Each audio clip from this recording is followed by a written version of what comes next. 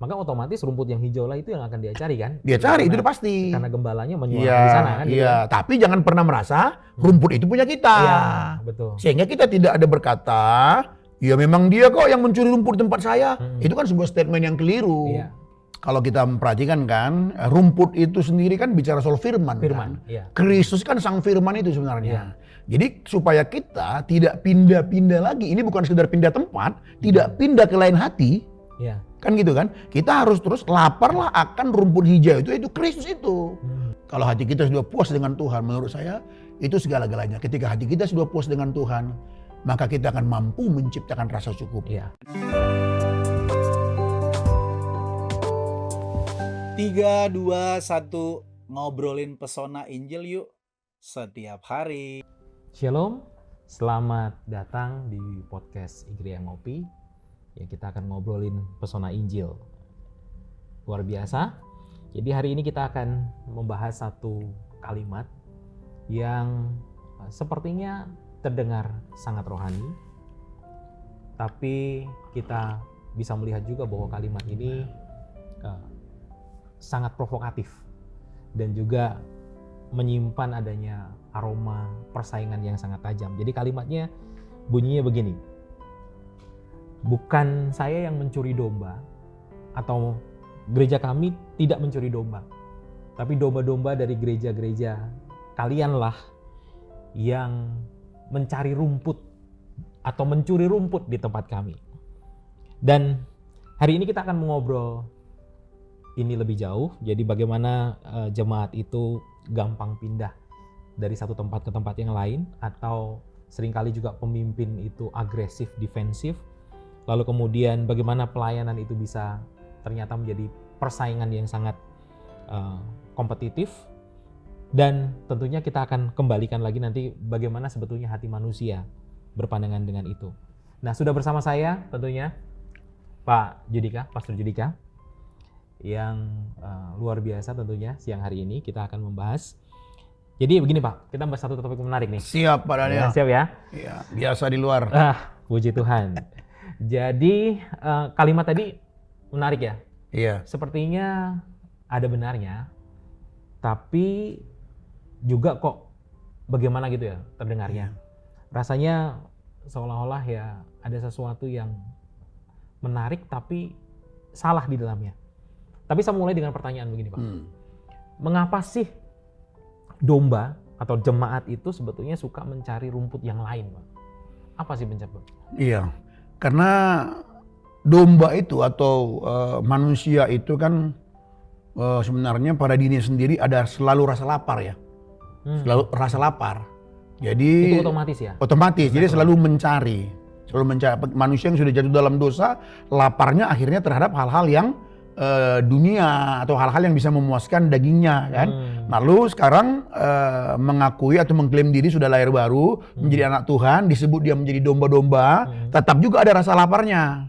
Tetap juga ada rasa laparnya. Jadi tetap belum dikenyangkan itu meskipun. Iya, tetap ada. pasti dia tetap akan selalu merasa lapar. Apalagi seperti dikatakan Pascal kan? Pascal bahwa manusia itu di dalam dirinya ada dalam jiwanya ada satu rongga kosong yang hanya bisa diisi oleh diisi oleh Tuhan. Nah, jadi orang juga akan lapar akan selalu akan Tuhan, akan lapar juga akan selalu akan yang lain. Bisa lapar akan uang, bisa lapar akan pengakuan, bisa lapar akan jabatan dan lain sebagainya lah. Termasuk pengalaman-pengalaman baru ya.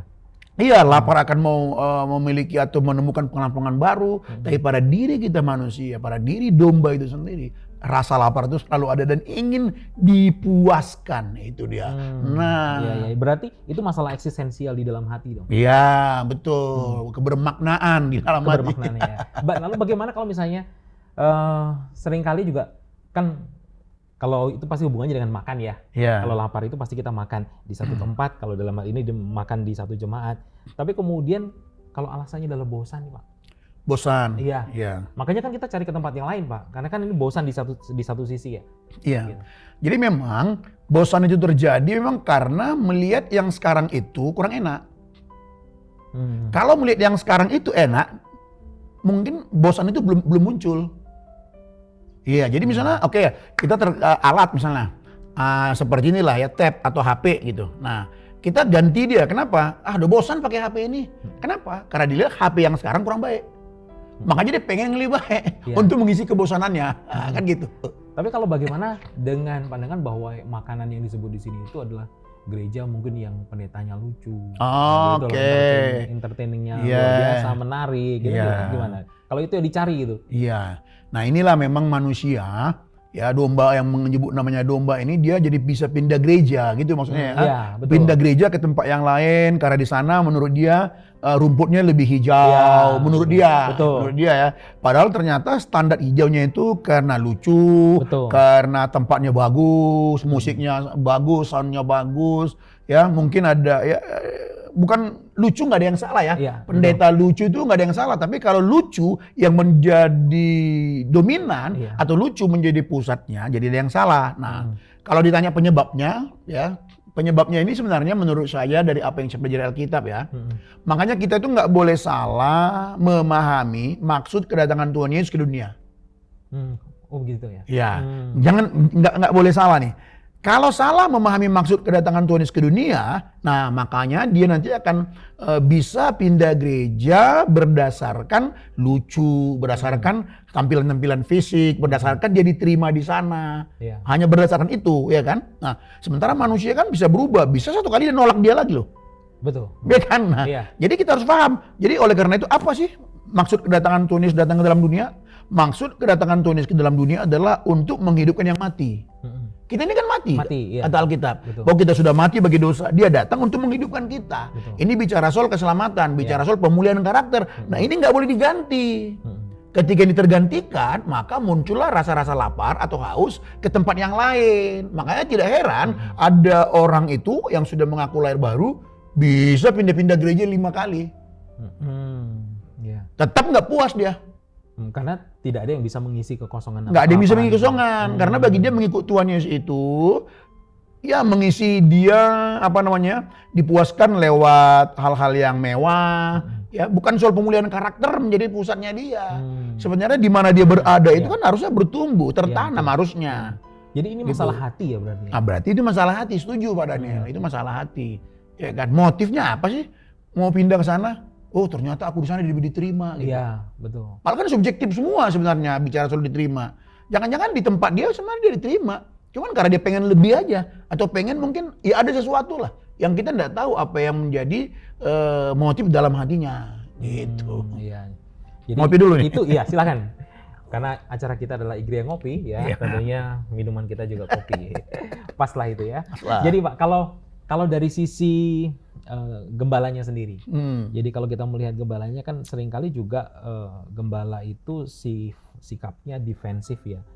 Jadi dia mempertahankan dirinya, mempertahankan dalam tanda kutip ya, mempertahankan domba-dombanya itu tadi supaya mungkin kalau ketika dia sudah pindah jadinya sakit hati.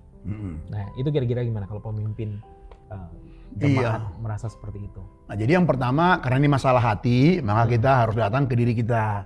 Seperti saya misalnya sebagai seorang gembala jemaat, ya kan. Jadi tadi kan kalau yang pertama kita memandangi dari jemaat ya, jemaat masalah kan? Hati. Ternyata gembalanya, pemimpin jemaatnya juga pun masalah hati juga. Kan kehilangan aset nih Pak. Iya kehilangan aset. Karena apa? Karena merasa itu milik. Emang jemaat itu milik kita? Emang kita ngomong domba Allah? Bukan. Ya kan? Kita bilang domba kita Allah. Ngomong dombanya Tuhan, dombanya Allah. Terus kenapa merasa memiliki? Nah, jadi ketika kita merasa memiliki bahwa jemaat itu adalah properti, jemaat itu adalah aset, ya lalu itu berkata itu milik saya. Waktu kita berkata itu jemaat saya, oke lah kita tidak usah menyalahkan istilah jemaat saya, tapi kiranya di dalam pikiran kita, dalam hati kita pemaknaannya beda, itu jemaat Tuhan gitu loh. Nah, karena seringkali pernyataan yang dimunculkan adalah itu domba-domba Tuhan, betul. Tapi ada tambahannya Pak, yang dipercayakan kepada saya. Itu kan kelihatannya halus juga, tapi sebetulnya juga memandang jemaat itu sebagai aset. Iya. Apalagi ada lagi. Gimana Pak? Ada lagi tuh, jadi itu domba-dombanya Allah yang dipercayakan kepada saya melalui saya yang menangkan. Oh iya betul. Jadi saya menang. Jadi saya merasa berhak. Berhak karena saya memenangkan dia loh. Saya mendoakan dia waktu lagi susah, waktu dia tidak mengenal Tuhan. Saya sering mengunjungi, saya berharga, tenaga, uang dan lain sebagainya. Kira-kira bagaimana dengan gembala yang seperti Nah, ya gembala seperti ini misalnya, ya tetap kita harus melihat bahwa jemaat itu bukan milik kita. Itu adalah milik Tuhan. Milik Tuhan. Nah, bagian kita bersyukur. Kalau dikatakan mereka jadi kita mengklaim bahwa mereka dipercayakan Tuhan untuk kita, bersyukurlah bahwa Tuhan masih mempercayakan kita. Mereka itu. Sebab tanpa ada mereka, kita bukan gembala. Ya, benar. Ya kan, nggak ada domba-domba mana disebut kita gembala jemaat. Benar. Nah, jadi ya bersyukur. Oleh karena itu menjadi tanggung jawab kita adalah bagaimana membawa mereka ke rumput hijau terus, memberi makan rumput hijau, tergembalakan supaya mereka bisa bertumbuh dengan baik menjadi serupa dengan Kristus, mencapai kedewasaan penuh itu. Ya, jadi dua-duanya bisa salah ya. Bisa salah. Bisa memiliki motif yang salah. Yang pindah gereja belum tentu dewasa, tapi yang kehilangan juga belum tentu sehat ya. Belum tentu. Ya. Jadi intinya dua-duanya persoalan hati lah. Persoalan hati. Jadi kita periksa hati kita ini. Kita periksa hati kita bersama. Jadi kadang jemaat yang pindah itu pindah karena hatinya konsumtif tadi ya. Karena ingin ini, ingin itu, ingin merasa ini, ingin merasa itu, ingin mendapat ini, ingin mendapat itu. Sementara pemimpin bisa salah karena motifnya adalah posesif. Posesif. Ya, dia merasa bahwa itu adalah miliknya. Iya. Tapi di lain sisi memang kita harus juga kembali lagi ini soal hati kan. Kita sebagai gembala, kita udah benar-benar belum memberikan penggembalaan yang baik. Memberikan, kalau saya itu ya memahaminya begini, soal menggembalakan itu paling enggak ada dua prinsip utama. Berikan hatimu, berikan waktumu. Nah, ketika kita memberikan hati kita, berarti kita persiapkan. Khotbah-khotbah pun kita persiapkan. Ya kan, berikan waktu berarti kita kehadiran atau presence kita bisa dirasakan. Bisa dirasakan. Nah, kalau kita melihat diri kita sebagai gembala mungkin ya, kayaknya enggak. Kita minim di sini. Jadi kalau ada yang pindah ya kita ngerti juga. Ya jangan marah-marah lah gimana ya. Tidak merasakan kehadiran. Nggak merasakan presence-nya sang gembala, nggak merasakan rumput yang hijau tadi itu. Iya. Tapi jangan pernah salah, rumput hijau itu bukan punya kita. Iya. Rumputnya pun bukan punya kita ya. Iya, makanya iya. Kita, rumputnya juga bukan. Bukan, semuanya Tuhan. Iya. Jadi kalau begitu, Pak Judika, apa sih sebenarnya kalau kita melihat bentuk modern mencuri domba itu kan pasti ada juga kan ya. Jadi kan, tapi kan juga tidak ada orang yang secara terbuka atau gembala atau hamba Tuhan yang secara terbuka mengatakan, yuk mari tinggalkan gerejamu, kamu cari tempat yang lebih hijau dan seterusnya, kan nggak ada seperti itu. Jadi apa sih realnya? Ya mungkin kalau kita bilang mencuri domba dengan cara-cara modern gitu ya, cara-cara modern, cara halus. Cara halus. Ya, pertama mungkin dia mempromosikan gerejanya lebih daripada yang lain. Jadi merasa yang paling khotbahnya paling bagus, atau pengajaran paling bagus, AC-nya paling keren, ada musiknya paling keren. Jadi yang sekarang yang tren Videotron, Pak. Oh, Videotron. Jadi seolah-olah kalau nggak ada Videotronnya itu di gereja kita ini one stop serving. Nggak ada yang salah sama itu. Ingat, kembali lagi masalah hati. Waktu kita berkata one stop serving, setiap jemaat yang hadir di sini semua langsung terlayani pada satu titik itu ketika dia bertanya. Karena one stop serving kan gitu ya kan, gereja bintang 5 lah istilahnya. Oke lah, itu nggak ada yang salah. Tapi dalam hati apa? Apa motifnya? Oh, dalam hati kita sebenarnya mau menunjukkan kepada orang supaya mereka datang ke tempat kita. Itulah cara halus mencuri domba. Kalau kita pakai istilah mencuri domba kan, kita ciptakan image gereja kita paling rohani, ya kan? Oh, kita ini nggak matre, kita nggak ada khotbah-khotbah soal memberi dan sebagainya. Nah, sehingga orang datang, di situ nggak ada khotbah memberi loh. Itu dengan kata lain menjelekkan gereja lain yang melakukan hal itu kan. Padahal kan belum tentu juga itu salah kan. Betul. Kita nggak bilang soal salah, makanya tadi kembalikan ke motif ya. Hatinya apa sih ketika ngomong itu?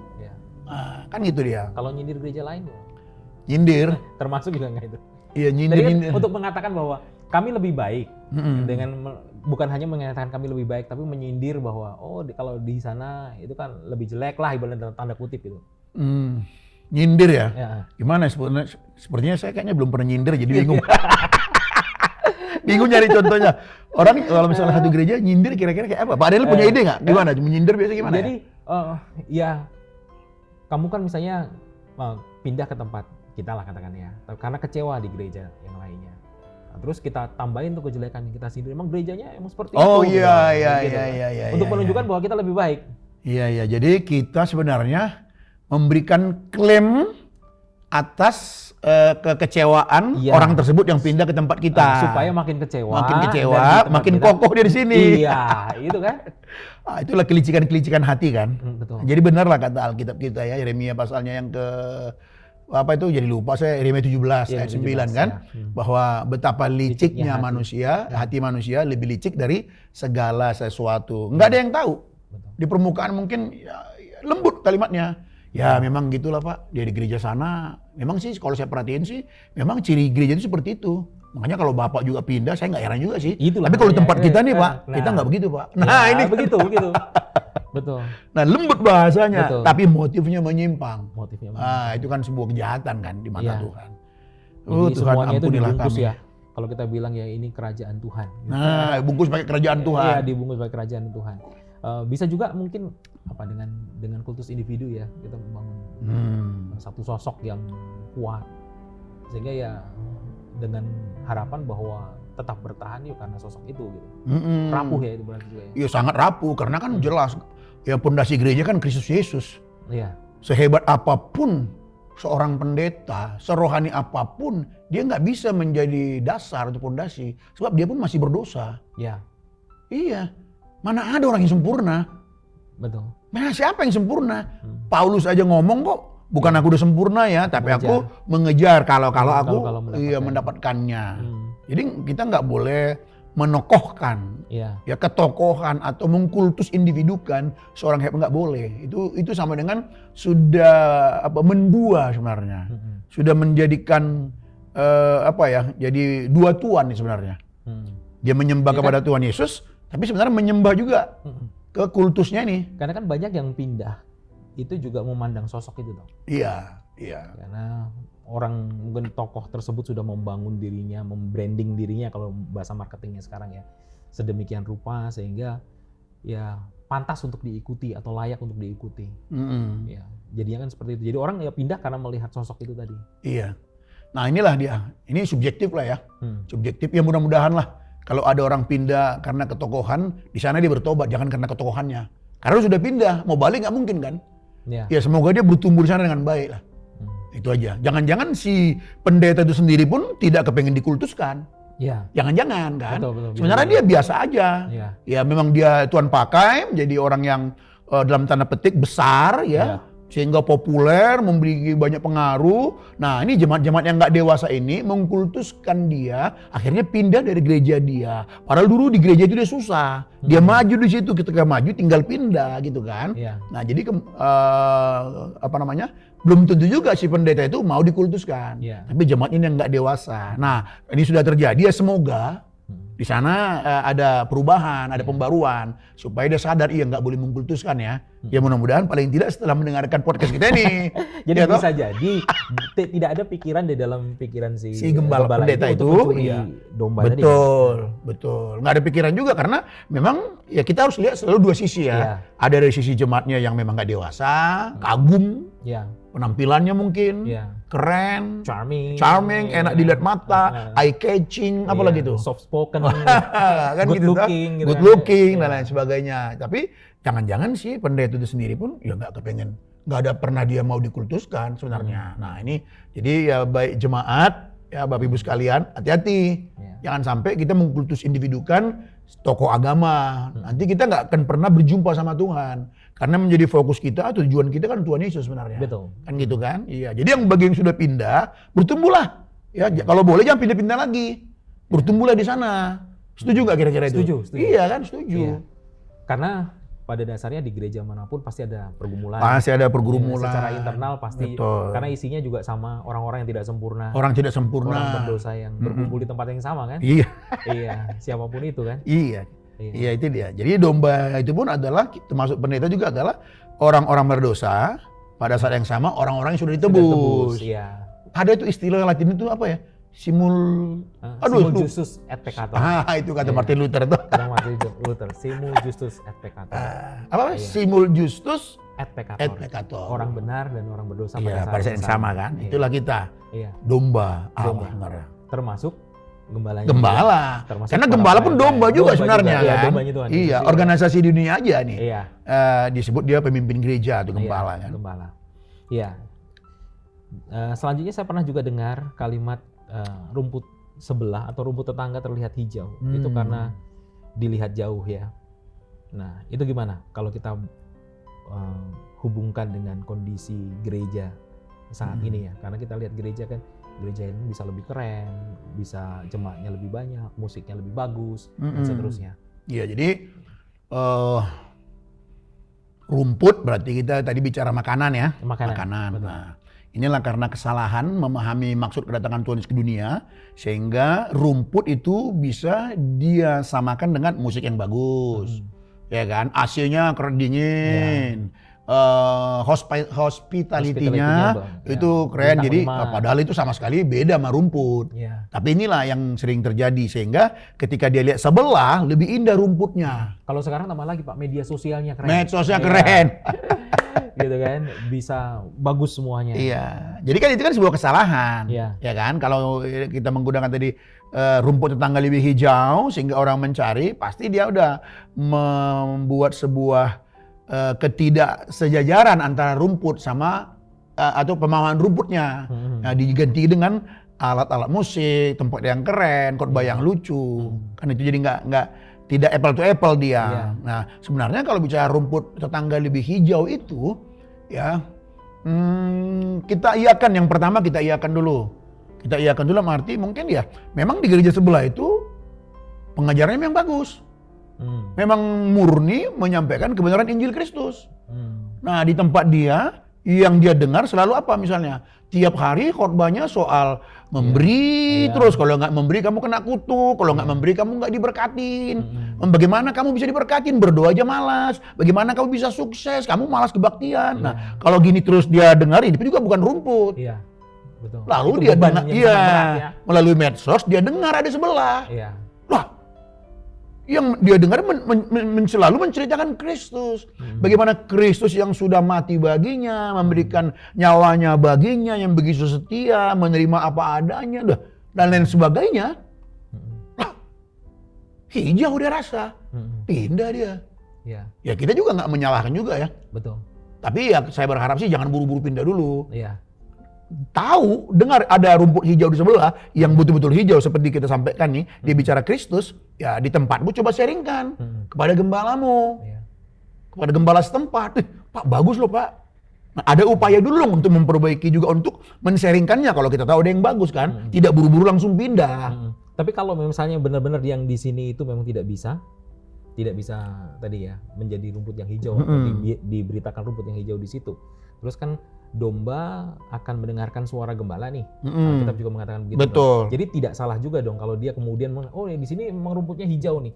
Karena kan otomatis nih kalau misalnya di sini ini bukan rumput yang hijau yang kita makan, domba pasti nggak akan makan itu. Dia akan makan ke rumput yang hijau. Betul. Gitu? Iya, jadi mungkin saya pakai istilah hak jemaat untuk hak jemaat. Betul, haknya itu untuk mencari rumput yang hijau itu kan. Ya dong, jemaat berhak dong mendapatkan yang lebih baik. Ternyata tetangga. Ya udah, jadi bagi kita gembala ya satu mungkin kecewa, mungkin marah, wajar, kita masuk manusia marah, tapi kita juga sebagai gembala ya jangan larut dalam kemarahan, tapi harus ada evaluasi untuk perbaikan diri. Kenapa pindah? Ternyata karena pengajaran yang kusampaikan di sini atau rumput di sini bukan rumputnya Tuhan, bukan rumput hijau itu ternyata. Nah, ada perbaikan kan? Ya kita nggak boleh menyalahkan mereka lah yang pindah itu juga. Ya gimana kita menyalahkan orang dia kan seperti Yohanes pasal 10 kan? Bahwa domba-domba itu mengenal suara gembala. Maka otomatis rumput yang hijau lah itu yang akan dia cari kan? Dia cari, itu pasti. Karena gembalanya menyuarakan di sana kan? Iya, tapi jangan pernah merasa rumput itu punya kita. Iya, betul. Sehingga kita tidak ada berkata, ya memang dia kok yang mencuri rumput di tempat saya. Itu kan sebuah statement yang keliru. Sejak kapan kita punya rumput? Emang kalau khotbah kita bagus karena kita? Emang kalau kita khotbah bagus karena jabatan kita, gelar kita sampai profesor doktor teologi? Bukan. Tanpa Roh Kudus, kita nggak bisa memahami Alkitab itu dengan baik kan? Betul. Jadi sebenarnya semua itu milik Tuhan. Jadi jangan merasa itu rumputku yang kau curi. Nah itulah kekeliruan. Gitu. Di samping itu juga tentunya kita perlu mengingat terus bahwa kita memiliki kerentanan termasuk gereja tadi ya. Adanya konflik itu pasti ada. Jadi ada pergumulan yang berat, gembala itu juga ada. Peperangan rohani juga terus terjadi. Kita juga perlu jangan sampai kita mengabaikan itu terjadi ada dalam gereja. Dan ini kan yang seringkali justru dibawa, aku pindah tuh ya karena di sana itu begini, ternyata gembalanya munafik, terus ternyata pelayan-pelayannya semuanya brengsek, katakan gitu kan. Itu yang seringkali diberitakan kan, bukan karena keinginan untuk mencari rumput yang hijau itu. Iya.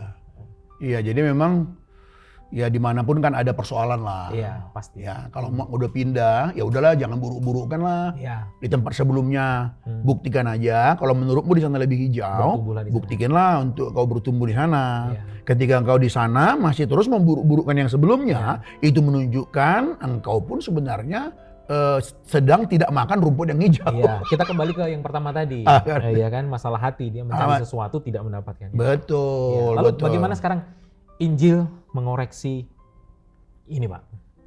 Gitu. Bagaimana Injil bisa mengoreksi ini? Ya, jadi kalau kita memperhatikan kan, rumput itu sendiri kan bicara soal firman kan? Iya. Kristus kan sang firman itu sebenarnya. Jadi supaya kita tidak pindah-pindah lagi, ini bukan sekedar pindah tempat, tidak pindah ke lain hati, Iya. kan gitu kan? Kita harus terus laparlah akan rumput hijau itu Kristus itu. Carilah Kristus, carilah terus firman-Nya, tenggelamlah di sana, belajarlah dengan baik, kan gitu kan? Ya, menurut saya jemaat-jemaat itu harus mencapaikan pendetanya. Mencapaikan ya. Iya, mencapaikan. Boleh ya, mencapaikan. Boleh. Ya. Apa? Baca Alkitab nggak ngerti, tanya. Iya. Ya, baca buku, dengar khotbah yang lain, tanya. Jangan diam. Nah, jadi memang gembala itu ada kan untuk dicapaikan dalam hal pertumbuhan iman jemaat kan. Iya. Ya kan, gembala kan tentu belajar. Iya. Ya kan? Duluan belajar lah gitu kita bilang ya. Iya. Lalu jemaat kan pasti ya dia butuh sosok untuk tempat dia bertanya. Ya. Capaikanlah pendeta-pendeta yang ada di gereja. Jadi Bapak Ibu yang terkasih, saya menyarankan di gereja Bapak Ibu sekalian ya, ayo capaikanlah kami pendeta-pendeta itu. Capaikanlah kami pendeta-pendeta. Supaya Bapak Ibu Saudara mendapatkan rumput yang hijau. Rumput hijau. Betul. Jadi ketika kita terus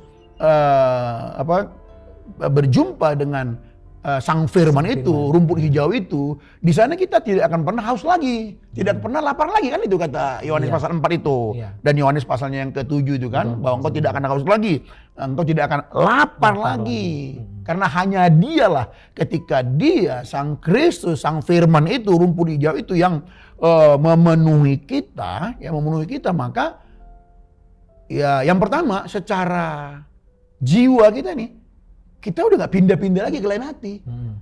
Dan di situ kita mengalami damai sejahtera karena memang kita diciptakan untuk mengasihi Tuhan. Makanya kasih kita jangan kasih ke tempat yang lain. Yang menjadi persoalan kan makanya mau pindah tempat karena kasih kita berikan ke tempat yang lain. Jadi tetap nggak puas gitu. Tetap nggak puas. Nah, jadi ketika kita mengalami Kristus ini, ya bukan berarti kita bilang berarti ya udah nggak boleh pindah gereja ya, nggak gitu juga ya. Tapi hati kita tidak akan pindah lagi dari Tuhan. Itu kepuasan sejati kan? Ketika hati kita tidak lagi puas dengan yang lain, ya, hanya puas dengan Tuhan. Iya, itu dia. Kalau hati kita sudah puas dengan Tuhan, menurut saya itu segala-galanya. Ketika hati kita sudah puas dengan Tuhan, maka kita akan mampu menciptakan rasa cukup. Lihat Pak Gembala, cukup. Padahal banyak kurangnya.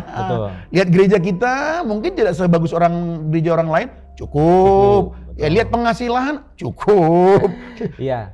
Itu dia. Jadi apa nasihat Pak Judika untuk misalnya saya ya sebagai jemaat, saya ada di satu gereja dan rumput di situ masih kurang hijau. Dalam hal ini di mana di situ tadi Kristus tidak diberitakan, gitu, terus kemudian lebih banyak tekanan-tekanan kepada saya untuk melakukan hal-hal yang bersifat moralistik, gitu. Apa saran Bapak? Ya, saran saya ini tentu ada beberapa jawaban, bisa beberapa kemungkinan karena berarti ini bicara soal kepada jemaat yang tahu rumput itu hijau atau tidak hijau. Iya, karena kan sebagai domba, dia akan tahu nih, akan merasa tadi domba-dombanya Kristus akan mencari mendengar suara gembalanya kan, gitu. Jadi kita percaya pada kuasa Roh Kudus bahwa memang ini domba-domba ini ditolong Tuhan untuk bisa mendapatkan rumput yang hijau. Iya, jadi jadi konteksnya dalam kepada domba yang memang dia tahu nih sekarang di tempat gue ini nggak rumput hijau nih. Iya kan? Standarnya apa? Selalu membicarakan hal-hal yang bersifat sementara. Betul. Tidak bersifat kekal nih kebenaran disampaikan. Nah, gelisah hatinya. Mm-mm. Dengar tetangga, Iya. ini dia. Mm-mm. Nah, saran saya jangan buru-buru pindah. Jangan buru-buru pindah. Iya, tetaplah di situ, tapi dengar dulu baik-baik itu. Dengar baik-baik rumput tetangga yang hijau tadi itu, pelajari baik-baik, nanti bagikan di situ. Jadi itu menjadi satu misi buat jemaat tersebut. Jadi misi untuk dia bawa, disaringkan. Tentu nggak mudah, apalagi gembala ini kadang-kadang psikologi gembala ini repot kan. Iya. Psikologi pemimpin ini salah aja dia bisa tegak begini. Iya, betul sekali. Tapi Alkitab mengatakan kepada kita, hiduplah dalam perdamaian dengan semua orang, ya kan? Makanya belajar baik-baik, lalu sharingkan di situ, bukan menggurui. Ya, minta hikmat Tuhan bagaimana bisa menyampaikannya, men-sharingkannya. Ya kiranya gereja tersebut, gembala tersebut terbuka. Terbuka. Mungkin pertanyaannya lagi nanti, gimana Pak? Udah 7 tahun saya tunggu Pak. Iya. Nggak ada perubahan. Iya, Ya. betul. Ya, tanya Tuhan lah ya. Kata itu kan. Tanya Tuhan, karena ya kita mau nggak mau pasti ingin bertumbuh. Ingin bertumbuh. Nah, Iya, betul. Karena domba tadi kan Iya. mengenal suara gembalanya, dia pasti ingin bertumbuh kan. Iya, jadi intinya kita tidak melarang atau tidak melarang ya, boleh atau tidak boleh orang pindah gereja. Iya. Bukan itu, tapi kiranya kalaupun ada orang pindah gereja, kiranya itu karena memang mau bertumbuh ya. Iya. Karena memang mau ingin menemukan rumput hijau itu. Karena domba itu mengenal suara gembalanya. Iya. Jadi kita gereja intinya adalah ayo kita berlomba-lomba untuk betul-betul rumput hijau itu yang kita sampaikan. Sediakan, ya. Ya Kristus itu, sang firman itu yang kita beritakan. Iya. Paulus pun gitu kan, aku udah bertekad tidak akan beritakan yang lain kecuali Kristus yang disalib. Iya, Kan itu dia. betul. Gitu Pak Daniel. Iya, terima kasih. Thank you, Pak Judika. thank you. Tuhan berkati Jadi, Bapak Tuhan Ibu berkati semua. ya. Jadi hari ini kita belajar satu kalimat yang luar biasa. Ya, dari kalimat tadi, bukan saya yang mencuri domba, tapi dombalah justru yang mencuri rumput saya. Iya. Jadi ini mungkin terdengar lucu, tapi di balik kalimat ini ada realitas hati manusia yang memang selalu lapar atau mudah lapar. Tapi Injil mengingatkan kita bahwa gereja bukan pasar kompetisi. Jemaat juga bukan trofi kita. Pendeta juga bukan selebriti. Tapi Kristus adalah rumput hijau yang menjadi makanan terbaik dan terindah bagi domba-domba kita. Tuhan Yesus memberkati. Sampai jumpa di Gereja Ngopi selanjutnya. Sempurna. God bless. God bless.